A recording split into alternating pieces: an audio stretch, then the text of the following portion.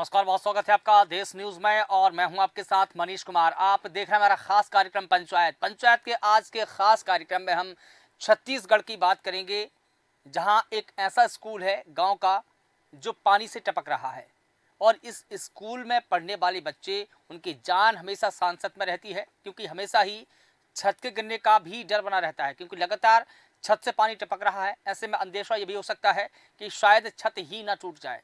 छत्तीसगढ़ में पूर्ववर्ती कांग्रेस सरकार ने पूरे प्रदेश में स्वामी आत्मानंद स्कूल खोलकर खूब सुर्खियां बटोरी थी। दावा किया गया था कि बच्चों को गुणवत्तापूर्ण पढ़ाई करने का माहौल मिलेगा। प्रदेश में स्कूलों की व्यवस्था ठीक करने के नाम पर इन स्कूलों को हर वर्ष लाखों रुपए का बजट आवंटित किया गया था, लेकिन इन पैसों का कितना सदुपयोग हुआ है और कितना नहीं हुआ है, ये टपकती स्कूलों की छत से अंदाजा लगाया जा सकता है। कांग्रेस सरकार ने छत्तीसगढ़ के ग्रामीण इलाकों में स्वामी आत्मानंद स्कूल जोर शोर से बनवाए थे ताकि ग्रामीण इलाकों को साक्षर बनाया जा सके। बहरहाल अब खबर यह है कि रामानुजनगर में स्वामी आत्मानंद स्कूल में जमकर सीपेज और पानी टपक रहा है। पहले आप जो तस्वीरें हमारी टेलीविजन स्क्रीन पर चल रही है वो देखिए, गौर से देखिए, गौर से इन तस्वीरों को देखिए और ये अंदाजा लगाइए कि ये जो दीवारों पर स्कूल की छत से पानी टपक रहा है, जो सीपेज हो रहा है, क्या एक बड़ी घटना का अंदेशा नहीं है? इन तस्वीरों से आप सहज ही अंदाजा लगा सकते हैं। पानी टपकने के कारण यहाँ पर पूरी क्लासरूम में कीचड़ हो जाती है, जिससे कि लगातार गंदगी के बीच में बच्चों को पढ़ाई करने के लिए मजबूर होना पड़ता है। ऐसे में बड़ा सवाल यह है कि पूरा मामला बच्चों की सुरक्षा, शिक्षा से जुड़ा हुआ है और इसे फिर भी गंभीरता से नहीं लिया जा रहा है। आखिर क्यों? अगर बच्चों के साथ में कोई अनहोनी घटना होती है तो उसका जिम्मेदार कौन होगा? वहीं शाला प्रबंधन के विकास समिति के अध्यक्ष विकास दुबे ने कहा कि निश्चित तौर पर स्कूल की पूरी छत और बिल्डिंग से पानी टपक रहा है, इसमें सुधार होने चाहिए, लेकिन आखिर क्या वजह है कि सुधार नहीं हो पा रहे हैं? सबसे पहले हम वो बयान सुनेंगे। शाला प्रबंधन और विकास समिति अध्यक्ष ने इस पूरे मसले को लेकर क्या कुछ कहा है। देखिए, स्वामी आत्मानंद स्कूल बालक हायर सेकेंडरी स्कूल रामानुजनगर जो है, यहाँ पर लगातार शिक्षकों के द्वारा और बच्चों के द्वारा बताया जा रहा है कि यहाँ पर स्कूल जो है वो चू रहा है। बात बहुत गंभीर है। आज मैंने भी जाकर के स्कूल में देखा है, पानी चू रहा है, बच्चे पानी चूते हुए स्कूल में ही बैठ रहे हैं। ये गंभीर मामला है। हालांकि मुझे शिक्षकों ने बताया कि ये स्कूल में पिछले साल लगभग एक भारी भरकम मोटी रकम से इस स्कूल के जो पानी चू रहा है उसका व्यवस्था यहाँ पर कराया गया था, बनवाया गया था। फिर भी पानी अभी चू ही रहा है, बच्चे बहुत परेशान हैं। इसके लिए निश्चित तौर पे पहल किया जाएगा। मैं माननीय विधायक जी से भी बात करूंगा और जिले के कलेक्टर साहब से भी मैं इस मामले में बात करूंगा और इन लोगों से निवेदन करूंगा कि इस स्कूल में जो पानी चू रहा है इसका इन लोग जल्द से जल्द व्यवस्था करवाएं, जिससे बच्चे यहाँ पर अच्छे से आएँ और अपना पढ़ाई कर सकें।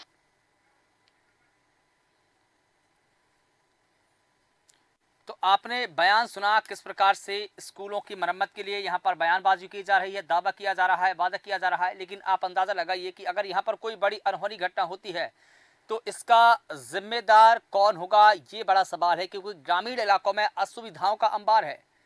बदहाल स्कूल, टूटी हुई छत और दीवारों पर सीलन, ये क्या तस्वीरें हैं, क्या संदेश देती है? और कक्षा में विद्यार्थियों को किस सिर पर पानी टपकता है, डर के साए में बच्चों को शिक्षा ग्रहण करनी पड़ रही है। आखिर हमारे जो हुक्मरान हैं वो इसके लिए कितने गंभीर हैं? हम तमाम सवाल जवाब करेंगे। हमारे साथ में कुछ मेहमान जुड़े हैं जिनके परिचय करा देते हैं और इसके बाद में इस पूरे मुद्दे पर हम चर्चा शुरू करेंगे। हमारे साथ में जयप्रकाश साहू है, संवाददाता सूरजपुर से, इस पूरे मामले की जानकारी देंगे। इसके अलावा विकास दुबे जी हमारे साथ में जुड़े हैं, वरिष्ठ पत्रकार है। सर, आपका बहुत स्वागत करता हूं। इसके अलावा जयप्रकाश उपाध्याय जी हमारे साथ में जुड़े हैं, आप मंडल अध्यक्ष है बीजेपी के, आपका भी बहुत स्वागत करता हूँ। जयप्रकाश, सबसे पहले आपकी ही टिप्पणी ले लेता हूँ। जिस प्रकार से छत से पानी टपक रहा है, डर के साए में बच्चे पढ़ाई कर रहे हैं, जिम्मेदार कौन?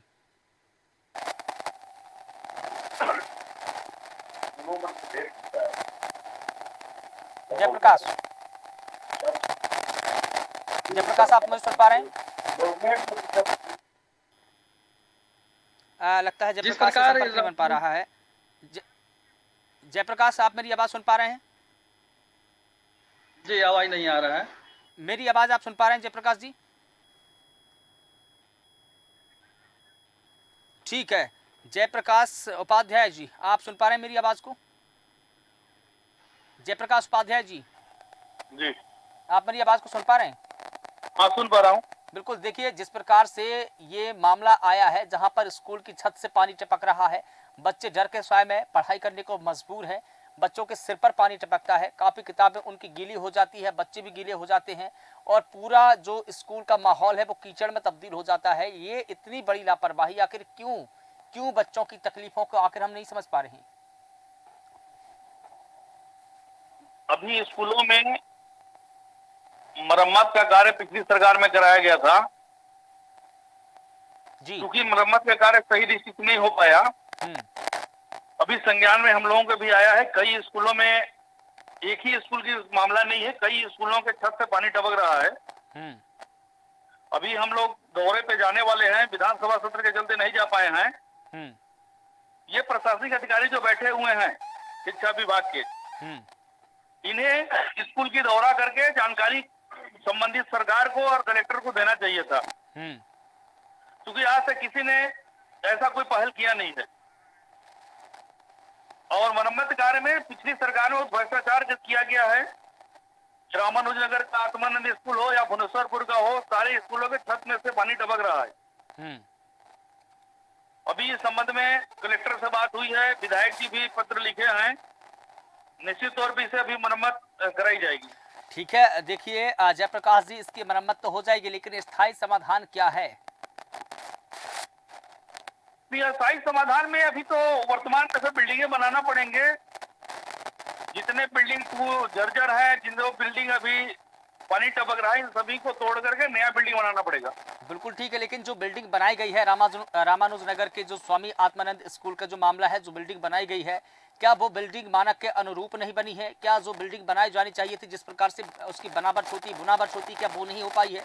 कहाँ कमी रह गई हमारी कि आखिर छत टपकने लगती है?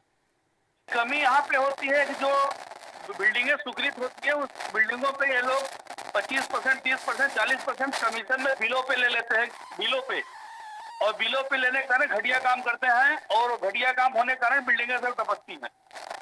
लेकिन इसका खामियाजा बच्चे भुगत रहे हैं। अगर खुदा ना करे, अगर कोई बड़ी अनहोनी घटना होती है, क्योंकि देखिए जिस प्रकार से हम जल प्रलय पूरे देश भर में देख रहे हैं, अगर हवा पानी आती है या कुछ और बड़ी घटना होती है या बिल्डिंग ढह जाती है, तो इसका जिम्मेदार कौन होगा?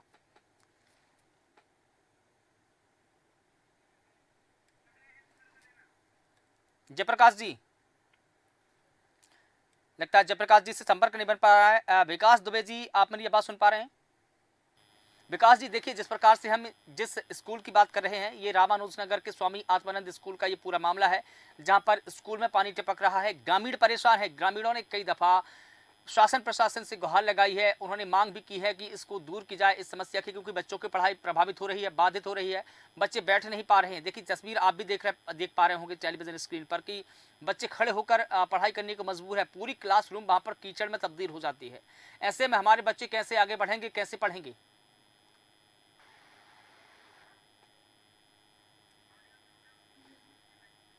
सर, मुझे लगता है आपका फ़ोन म्यूट है, आपकी आवाज़ हम तक नहीं पहुँच पा रही है। आपके फ़ोन को आप अनम्यूट करेंगे तो आपकी आवाज़ हम तक पहुँचेगी।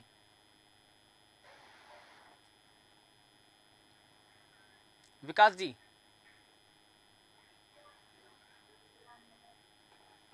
विकास जी। जी, हेलो। हाँ, मैं सुन पा रहा हूँ आपको। जी बताइए। जी, जी, जी। जी, देखिए ये एक बहुत शर्मनाक बात है। स्वामी आत्मानंद स्कूल, देखिए छोटे-छोटे बच्चे वहाँ पढ़ाई करते हैं।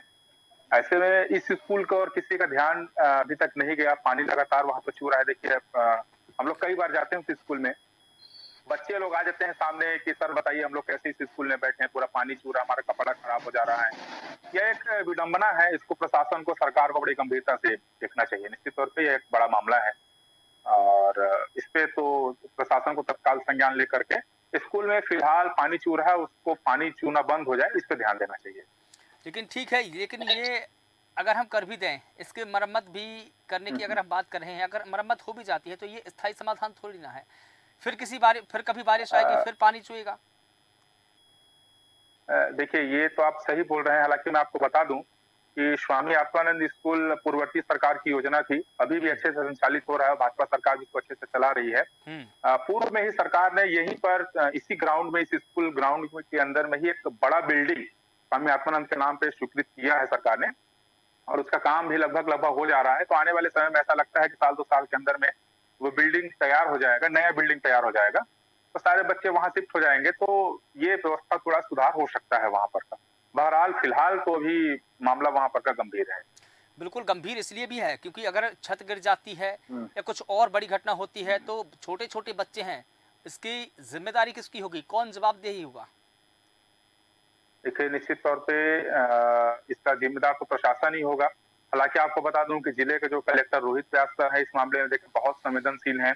हम लोगों ने जब इस मामले में समाचार चलाया और जगह चला जब समाचार, तो कलेक्टर सर ने तत्काल संज्ञान लिया और जो मुझे जानकारी मिल रही है कि शायद वो अपने अधिकारियों को बोल भी दिए हैं कि इस मामले को जाओ और देखो। कलेक्टर सर इस मामले में गंभीर है और निश्चित तौर पे वो मेरे को ऐसा लगता है, एज ए पत्रकार मैं आपको बताऊं उनके बारे में जानता हूं, वो कुछ ना कुछ इसका निराकरण जरूर कराएंगे। बिल्कुल ठीक है विकास जी, लेकिन यहाँ पर एक और सवाल यह है कि जितनी गंभीरता अब दिखा रहे हैं, बनते वक्त तो उतनी गंभीरता अगर कलेक्टर दिखा रहे होते तो मुझे लगता है कि इतनी बड़ी प्रॉब्लम विडंबना नहीं होती। जी आप एकदम बिल्कुल सही बोल रहे हैं इसमें। हालांकि देखिए ये भी क्लियर यहाँ पर जनता को बताना बहुत जरूरी है कि ये जो बिल्डिंग है काफी पुराना बिल्डिंग है और स्वामी आत्मानंद स्कूल अभी वर्तमान जो संचालित है देखिए पुराने बिल्डिंग में ही संचालित है। तो पिछले साल हालांकि इसमें मरम्मत के नाम पे जो पानी चू रहा था उसके नाम पे यहाँ पर एक मोटा रकम पंचायत के द्वारा यहाँ पर खर्चा किया गया है। इसके बाद भी पानी चू रहा है, ये जांच का विषय है। मैं बल्कि कलेक्टर साहब से यही बोलना चाहूंगा कि आप इसमें जांच कराएं और जो भी लोग इसमें जिम्मेदार हैं अगर वो अच्छे से काम नहीं किए हैं तो कार्रवाई हो उनके खिलाफ में। ये कलेक्टर सर को ध्यान देना चाहिए निश्चित तौर पर। और देखिए विकास जी, जिस प्रकार से हम देख रहे थे कि भूपेश बघेल की जो सरकार रही है, पूर्ववर्ती कांग्रेस की सरकार रही है, उन्होंने स्वामी आत्मानंद स्कूल की एक जो प्रोजेक्ट लेकर आई थी, ये उनका ड्रीम प्रोजेक्ट था, लेकिन आपने प्रोजेक्ट तो लागू कर दिया, धरातल पर ला दिया, लेकिन नई बिल्डिंग का निर्माण नहीं कराया। बिल्कुल सही बोल रहे हैं आप। उस जब स्वामी आत्मानंद यहाँ पर खुला तो पुराने बिल्डिंग में ही उसको संचालित किया जा रहा है और मैं भी पहले ही बताया था जैसे कि सरकार शायद यहाँ पर पूर्व में ही यहाँ पर नया बिल्डिंग स्वीकृत है जिसका काम हो रहा है, वो हो जाएगा। लेकिन फिलहाल अभी चिंता का बात यही है कि अभी उस बिल्डिंग को बनने में साल तो साल का समय लगेगा। अभी बच्चों का क्या होगा ये थोड़ा चिंता का बात है, क्योंकि अभी बच्चों के पास में कोई वैकल्पिक बैठने के लिए कोई अलग से कोई क्लास नहीं है, कोई रूम नहीं है, क्योंकि बच्चों को मजबूरी में यही बैठना पड़ेगा और अगर नहीं बैठ पाएंगे तो आप घर रहिए। ऐसे में बच्चे कैसे पढ़ पाएंगे? फिर भाई लौट करके वही सवाल आता है। जयप्रकाश जी, आप मेरी आवाज़ सुन पा रहे हैं? जयप्रकाश उपाध्याय जी, मेरी आवाज़ सुन पा रहे हैं? हाँ सुन रहा हूँ सर। बिल्कुल, देखिए जिस प्रकार से हम भूपेश बघेल सरकार की यहाँ पर चर्चा कर रहे थे कि उन्होंने अपने ड्रीम प्रोजेक्ट को जमीन पर धरातल पर लागू तो कर दिया, लेकिन पुराने ढर्रे पर कब तक उसको आगे बढ़ाएंगे? नई बिल्डिंग तो कम से कम खोली जानी चाहिए थी। देखिए बिल्डिंग सबसे पहले गवर्नमेंट को स्कूल खोलना चाहिए, स्कूल बनवाने के बाद उसमें शिक्षक की नियुक्ति करना चाहिए, जब जाके बच्चों को एडमिशन लेना चाहिए। लेकिन गवर्नमेंट क्या स्कूल खोल देती है, किसी प्राइवेट जगह में लगना चालू हो जाता है, किसी अन्य भवनों में लागू करना हो जाता है, फिर उसकी बिल्डिंग बनती है। बिल्कुल, ये सीधे उल्टा होता है काम। अब वो आत्मानंद स्कूल को पुराने 50 साल के बने बिल्डिंग को रिपेयरिंग करके मरम्मत करके उसमें खोल दिया गया। उसमें भी कुछ मोटी रकम लगाई गई, फिर ग्राम पंचायत द्वारा उसका मरम्मत किया गया। अभी इसकी आत्मानंद की बिल्डिंग बन रहे हैं। बिल्कुल, और देखिए हमने उस बिल्डिंग में भी मैंने अभी अधिकारी कर्मचारी कलेक्टरों को पीडब्ल्यू वालों को ही बोला है कि अगर छत टपकना नहीं चाहिए और जो ढलाई होगा उसकी गुणवत्ता को बिल्कुल देखना है और कोई भी बिल्डिंग नहीं होना चाहिए। होता यूं है कि लोग को बिलों में ले लेते हैं काम को, बिलों में काम लेके घटिया में निर्माण कर देते हैं जिससे बिल्डिंग टपकने लगता है। और देखिए हमने कई जगहों पर ऐसी खबरें भी देखी है कि जो आत्मानंद जो स्कूल की बात है, स्वामी आत्मानंद स्कूल की, जहां पर उनको अगर पीएम श्री स्कूल में बदल भी रहे हैं तो इसमें बोला जा रहा है कि राजनीति की जा रही है। इसमें राजनीति कैसी? अगर स्कूलों का सुदृढ़ीकरण हो रहा है, सुधारीकरण हो रहा है तो हो जाना चाहिए। हो जाना। अभी तो स्कूल को देखिए, शिक्षा विभाग को तो पूरा एक कर देना चाहिए। हाँ, और एक शिक्षा विभाग करके उसकी एक आदमी मॉनिटरिंग करे, एक हिसाब से पूरी कारोबार हो। नहीं, अगर देखिए यहाँ के संबंधित अधिकारी कर्मचारी जो है शिक्षा विभाग के, उनको ऊपर इस बात को बताना चाहिए कहाँ के बिल्डिंग चू रहा है, कहाँ के बिल्डिंग खराब है, कहाँ के बिल्डिंग में दीवार क्रैक है, कहाँ बिल्डिंग में कुर्सी टेबल कम है। ये जानकारी कलेक्टर को, विभाग को, सरकार को भेजेंगे तब जाके कुछ पहल हो पाएगा। नहीं, देखिए जिस प्रकार से स्वामी आत्मानंद स्कूल को बदलने के लिए पीएम श्री नाम रखने की जो बात आई कि इनको उसमें तब्दील कर दिया जाना चाहिए, उसके लिए नई बिल्डिंग भी बनेगी, नए सिरे से काम होगा, तो इसको लेकर के कांग्रेस ने यह आरोप लगाए कि आप नाम बदलने की राजनीति कर रहे हैं, तो राजनीति भी उसमें कांग्रेस ने ही की। तो क्या दिक्कत क्या है यहाँ पर? अगर बदले भी जाएंगे, आत्मानंद स्कूल अगर पीएम श्री स्कूल में तब्दील होता है तो क्या दिक्कत है? नहीं, कोई दिक्कत नहीं है उसमें, नाम बदलने से नहीं है, शिक्षा की गुणवत्ता होना चाहिए, उसकी चीजें सही होना चाहिए, बिल्डिंग सही बनना चाहिए, शिक्षक होना चाहिए उसमें। कम से कम इन जो छत टपक रही है इससे तो कम से कम राहत मिलेगी बच्चों को। निश्चित तौर पे कांग्रेस की गवर्नमेंट ने बिना बजट का स्कूल खोल के बच्चों के भविष्य के साथ खिलवाड़ किया है। भारतीय जनता पार्टी की गवर्नमेंट बनी है, अभी उसको संज्ञान में लिया गया है। आदरणीय मुख्यमंत्री विष्णुदेव साय जी पहल कर रहे हैं, स्कूल और शिक्षा सारी व्यवस्था सब सही हो जाएंगे। बिल्कुल ठीक है। जयप्रकाश साहू जी हमारे साथ में जुड़ गए हैं, संवाददाता है सूरजपुर से। तकनीकी समस्या के चलते वो जुड़ नहीं पा रहे थे। जयप्रकाश जी, जिस प्रकार से ये पूरा मामला सामने आया है कि रामानुजनगर के स्वामी आत्मानंद स्कूल में बच्चे पढ़ाई नहीं कर पा रहे हैं, पानी टपक रहा है, कई प्रकार की यहाँ पर समस्याएं हैं। यहाँ पर ये भी एक बात निकलकर सामने आई कि यहाँ पर छात्र तो है लेकिन शिक्षक नहीं है। क्या कुछ पूरी रिपोर्ट है, बताइए विस्तार से। जी सर, रामानुजनगर में आत्मानंद स्कूल खुला है। वहाँ का व्यवस्था लचर है। पिछले साल ही उसका मरम्मत हुआ था लगभग 5 लाख रुपए का, और वो लगभग हम लोग भी उस स्कूल में पढ़े हैं। 50 साल पुराना स्कूल है, और जो जर्जर भवन था उसमें ही 5 लाख रुपए लगाकर मरम्मत करा दिया गया है। और वो मरम्मत भी गुणवत्ता ही नहीं हुआ था। हम लोगों ने पहले ही उसका खबर चलाए थे सोशल मीडिया पर, फिर भी आज तक उसका कोई असर नहीं पड़ा, ना जिम्मेदार अधिकारी उस पर कोई संज्ञान लिए।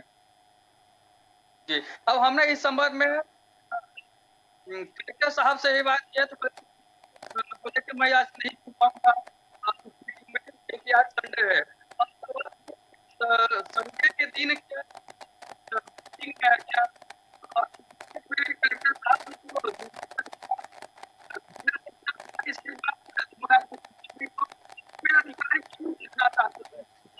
ठीक है, ठीक है जयप्रकाश जी। देखिए विकास जी, जिस प्रकार से जयप्रकाश जी बता रहे हैं कि पहले तो इस स्कूल को बनाया गया, पानी टपकने लगा, फिर इसकी मरम्मत की गई, फिर पानी टपकने लगा, भ्रष्टाचार के बाद भ्रष्टाचार और भ्रष्टाचार के बाद फिर भ्रष्टाचार। ये दरअसल भ्रष्टाचार कब रुकेगा? आपने बिल्डिंग बनाई उसमें भी भ्रष्टाचार किया, फिर उसके बाद में पानी टपकने लगा तो जो आपने मरम्मत की उसमें भी भ्रष्टाचार किया। निश्चित तौर पर देखिए ये चिंता का बात है, और ये तो भाई एक गंभीर मामला है। ये हालांकि हम लोग जब फील्ड में रहते हैं तो ऐसे मामला कई प्रकार के हम लोग को समझ में आता है, और चूंकि हम लोग पत्रकार हैं तो समय समय पर ऐसे मामलों को हम लोग उठाते भी रहते हैं।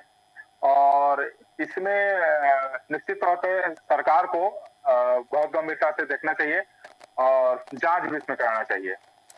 बिल्कुल ठीक है, और जांच जो भी अगर दोषी है तो कार्रवाई हो। बिल्कुल ठीक है, जांच अगर होगी पूरे स्कूल की, मुझे लगता है कि जांच सिर्फ मरम्मत की नहीं होनी चाहिए, जांच तो उसकी भी होनी चाहिए कि जब इसकी बुनियाद जल रही थी तब से लेकर के अब तक जितनी बार भी मरम्मत हुई है, कैसे मरम्मत की गई है, कितने रुपए की टेंडर प्रक्रिया हुई, कितने रुपए की लागत हुई, कितने रुपए लगे, कितने बचे, किसकी जेब में गए, सारी चीजों की जांच होनी चाहिए, तभी तो पूरी प्रक्रिया सामने आएगी। निश्चित तौर पे ये होना ही चाहिए, शुरू से लेकर अभी तक का पूरा जांच होना चाहिए इसमें। आखिर क्यों सरकारी बिल्डिंग इतने बनते हैं वो इतना जल्दी खंडर हो जाते हैं, चूने लगते हैं पानी, ये बिल्कुल जांच का विषय है। नहीं, जांच का विषय तो बिल्कुल स्पष्ट है वो तो, कि हम देखें प्राइवेट बिल्डिंगों को कि उनकी बिल्डिंगें कितनी चमकदार होती है, चमकीली होती है, कभी उसमें रत्ती भर भी समस्या नहीं होती। लेकिन जब हम सरकारी बिल्डिंगों की अगर बात करते हैं, भवनों की अगर बात करते हैं, तो वो 1 साल भी नहीं चल पाते, 6 महीने भी नहीं चल पाते हैं। हाँ, ये गंभीर मामला है। देखिए आजकल सरकारी जो बिल्डिंग होते हैं, सरकारी जो भी वर्क होता है, उसमें कहीं ना कहीं लोग पैसा कमाने का अपना तरीका लोग ढूंढ लेते हैं उसमें। और हर जगह, कहीं ऐसा नहीं है कि स्वामी आत्मानंद का मामला है, पूरे देश में ही ऐसे आपको मामले मिल जाएंगे जहां पर जो भी सरकारी चीजें बनती हैं उसमें लोग भ्रष्टाचार करते हैं और जम करके उसमें। हालांकि इसमें अधिकारियों को भी पूरा जिम्मेदार हम लोग मानेंगे, क्योंकि ठेकेदार तो निश्चित तौर पर पैसा कमाना सोचेंगे, लेकिन अधिकारी जिनको सरकार तनख्वाह देती है अच्छा काम कराने के लिए, गुणवत्तापूर्ण काम कराने के लिए, वो लोग भी अपनी आंखें बंद कर लेते हैं ऐसे निर्माण कार्यों में। ये जरूर जांच का विषय है ये, और बहुत गंभीर मामला है। बिल्कुल ठीक है। जयप्रकाश उपाध्याय जी, आप सुन पा रहे हैं मुझे? जी ठीक है, अंतिम सवाल आप ही से ले लेता हूं कि गांव में जो स्कूली शिक्षा है वो कैसी बदहाल है। ये तस्वीरें आप देख रहे हैं और लगातार आप भी रूबरू हो रहे हैं, लेकिन ये सुधार कैसे होगा इसमें? इसमें अभी हम लोगों ने पूरे स्कूलों में जाने वाले हैं, पूरे स्थिति की जानकारी मंगाने वाले हैं, कहाँ पे शिक्षक की कमी है, कहाँ पे मध्याह्न भोजन कमी है, कहाँ पे स्कूलों कमी है, और उसके बाद एक सरकार को रिपोर्ट भेजेंगे, माननीय मुख्यमंत्री महोदय से मिलकर स्थिति स्कूलों का ठीक कराएंगे। बिल्कुल ठीक है। आप और सब जहाँ पे कांग्रेस की गवर्नमेंट में पिछले साल 5 सालों में भ्रष्टाचार किया गया है, उसको भी उजागर करेंगे और उसकी जांच करा के दोषियों पर कार्रवाई कराएंगे। बिल्कुल ठीक है। आप सभी का बहुत शुक्रिया इस पूरे मुद्दे पर बात रखने के लिए। बता दें कि ग्रामीण इलाकों में असुविधाओं का अंबार लगा हुआ है। बदहाल स्कूल, छत टूटी, दीवारों पर सीलन, कक्षा में विद्यार्थी इसी तरीके से पढ़ाई करने को मजबूर है।